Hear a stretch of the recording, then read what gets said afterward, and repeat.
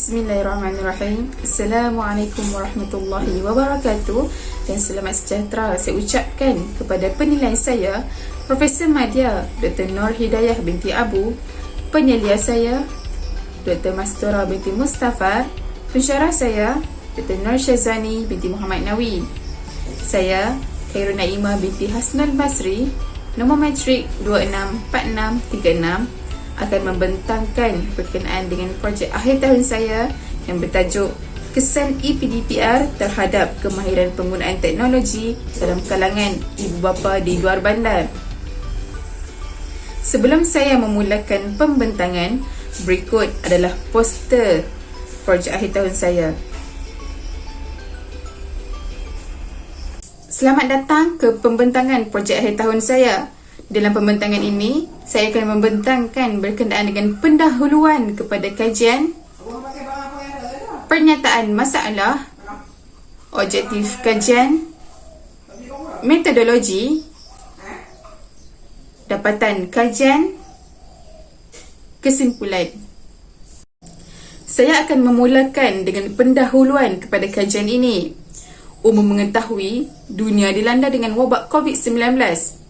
Menurut World Health Organization atau WHO, pada 31 Disember 2019, satu kluster kes pneumonia dilaporkan di Wuhan, wilayah Hubei, dan novel coronavirus telah dikesan. Di Malaysia, seorang rakyat Malaysia yang menghadiri mesyuarat delegasi antarabangsa di Singapura telah disahkan positif COVID-19 pada 23 Januari 2020. Pada 18 Mac 2020, mantan Perdana Menteri Tan Sri Muhyiddin Yassin telah mengisytiharkan PKP atau Perintah Kawalan Pergerakan yang pertama di Malaysia bagi mengekang penularan wabak COVID-19. Kesemua sektor telah dilumpuhkan dan sektor pendidikan juga tidak terkecuali. EPDPR ataupun pengajaran dan pembelajaran di rumah adalah PDP atau pengajaran dan pembelajaran yang dilakukan di rumah, di pusat komuniti atau di mana-mana kawasan yang boleh dilaksanakan proses pembelajaran secara atas talian. EPDPR mula diperkenal pada 19 Januari atas usaha Kementerian Pendidikan Malaysia atau KPM yang komited bagi membolehkan sesi pembelajaran diteruskan meskipun negara masih dilanda dengan wabak COVID-19. Pernyataan masalah. Setelah beberapa tempoh yang agak lama, ibu bapa membantu memantau anak-anak menjalani EPDPR, sudah keluar beberapa rungutan dari ibu bapa akan kekangan yang mereka hadapi sepanjang tempoh tersebut. Segelintir ibu bapa mengadu akan masalah yang sama, iaitu kekangan untuk memahami kehendak teknologi yang digunapakai untuk EPDPR. Tanggapan umum biasanya mengaitkan kebolehan untuk menguasai kemahiran penggunaan teknologi dengan tahap pendidikan. Menurut kajian dari Yuji Tamura 2003, masyarakat di luar bandar terdiri daripada golongan miskin, berpelajaran rendah dan tiada kemahiran dalam pekerjaan. Tetapi, kecemerlangan pelajar-pelajar sekolah dari kelompok di luar bandar acap kali diperdengarkan dan ini merubah persepsi umum kepada masyarakat di luar bandar. Oleh itu, kajian ini akan meninjau faktor yang menjadi penghalang kepada masyarakat di luar bandar dari menguasai sesuatu kemahiran seperti kemahiran teknologi dalam pendidikan. Beralih ke objektif kajian. Objektif kajian ini adalah untuk mengkaji sejauh manakah tahap kemahiran teknologi pendidikan dalam kalangan ibu bapa di luar bandar selepas melalui fasa EPDPR.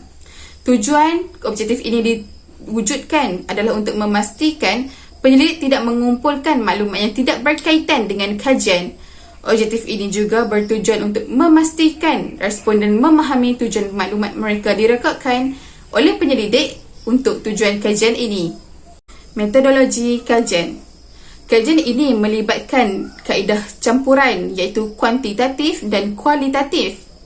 Kaedah kuantitatif, penyelidik mengedarkan borang soal selidik kepada ibu bapa di kawasan Kampung Tua Semanggol Perak untuk mengumpulkan maklumat. Setelah borang soal selidik siap direkodkan, penyelidik menapis responden dari segi pendidikan yang rendah, pendapatan yang rendah dan bilangan anak yang ramai. Penyelidik menapis beberapa orang responden untuk ditemubual dengan lebih lanjut untuk kajian ini. Dapatan kajian. Hasil kajian ini berjaya merekodkan data dari 100 orang responden yang terdiri daripada ibu bapa di kawasan Kampung Tua, Semanggul, Perak. Setelah ditapis mengikut kehendak kajian ini, penyelidik berjaya mendapatkan 10 orang responden untuk ditemubual untuk mendapatkan data yang lebih terperinci dan alasan-alasan responden untuk setiap pilihan jawapan yang diberikan oleh mereka dalam borang soal selidik tersebut. Hasil tinjauan mendapati setiap isi rumah mampu menyediakan komputer riba untuk kegunaan EPDPR, tetapi ianya perlu dikongsikan sesama ahli keluarga.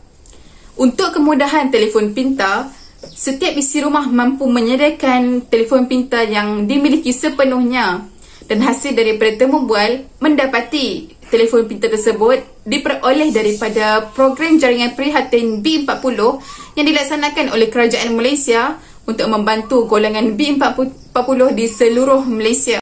Ini adalah analisis deskriptif untuk bahagian A, iaitu kajian demografi. Taraf pendidikan ibu bapa di Kampung Tua rata-ratanya bertaraf Sijil Pelajaran Malaysia ataupun SPM.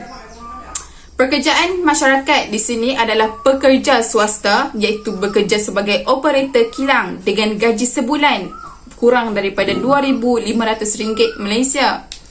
Mereka ini rata-ratanya terdiri daripada golongan B40.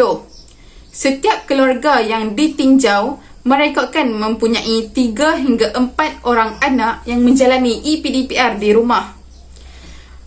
Penyelidik turut meninjau kemudahan gadget elektronik seperti komputer, tablet dan telefon pintar untuk digunakan untuk EPDPR. Deskriptif analisis untuk bahagian B, iaitu kesan EPDPR kepada kemahiran penggunaan teknologi pendidikan. Hasil dari tinjauan mendapati guru-guru di kawasan Kampung Tua, Semanggul, Perak kebanyakannya mengoptimalkan penggunaan teknologi WhatsApp sebagai medium menyampaikan ilmu. Dengan bacaan min 3.1089, tahap penggunaan teknologi WhatsApp terletak pada tahap natural. Hasil dari temubual mendapati ibu bapa hanya mahir untuk membuka bualan, membuat turun gambar dan video, memaknai gambar dan video, dan menerima serta membuat panggilan suara dan panggilan video di WhatsApp.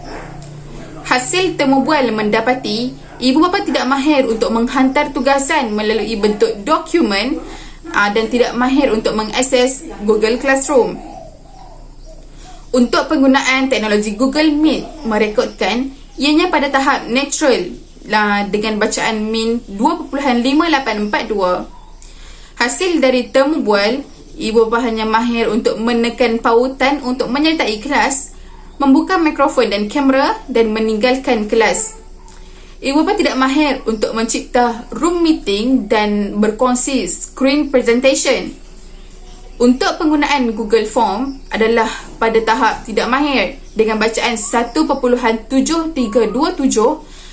dan hasil dari temubual mendapati ibu bapa tidak bersetuju untuk menggunakan Google Form sebagai medium menyampaikan ilmu kerana kekangan untuk memahami kehendak teknologi tersebut. Mereka lebih gemar akan penggunaan WhatsApp sebagai medium menyampaikan ilmu. Analisis deskriptif untuk bahagian C. Responsif ibu bapa dalam persediaan mereka menggunakan teknologi pendidikan. 47.5% daripada responden tidak bersedia dengan kemahiran menggunakan teknologi pendidikan. Sungguh pun begitu, ibu bapa berusaha untuk mencari yang lebih arif akan teknologi pendidikan untuk mereka rujuk jika menghadapi sebarang masalah. Dengan rekod bacaan min 3.0198, iaitu berada pada tahap natural. Persediaan dari segi gadget elektronik dan sambungan internet masing-masing merekodkan bacaan min 2.5941 dan 2.5248, dan ini mengindikator bahawa ia berada pada tahap natural. Ini menunjukkan meskipun ibu bapa tidak bersedia, tetapi mereka berusaha untuk tetap memastikan anak-anak mereka dapat mengikuti EPDPR dengan baik dan lancar. Untuk ujian kebenaran atau reliability test kajian ini, penyelidik memperoleh bacaan nilai Cronbach Alpha untuk bahagian B iaitu 0.790, manakala bacaan nilai Cronbach Alpha untuk bahagian C ialah 0.78. Menurut jadual interpretasi Cronbach Alpha, nilai Cronbach Alpha yang diperoleh oleh penyelidik untuk kajian ini adalah diterima dan bagus. Sebagai kesimpulan, pengkaji menyimpulkan dari hasil kajian ini bahawa untuk menguasai sesuatu kemahiran seperti teknologi pendidikan, taraf pendidikan dan kemiskinan bukanlah menjadi penghalang untuk seseorang itu menguasai sesuatu kemahiran. Semuanya terletak pada kemahuan dan usaha. Itu sahaja daripada saya. Terima kasih kerana mendengar. Sekian, Assalamualaikum warahmatullahi wabarakatuh.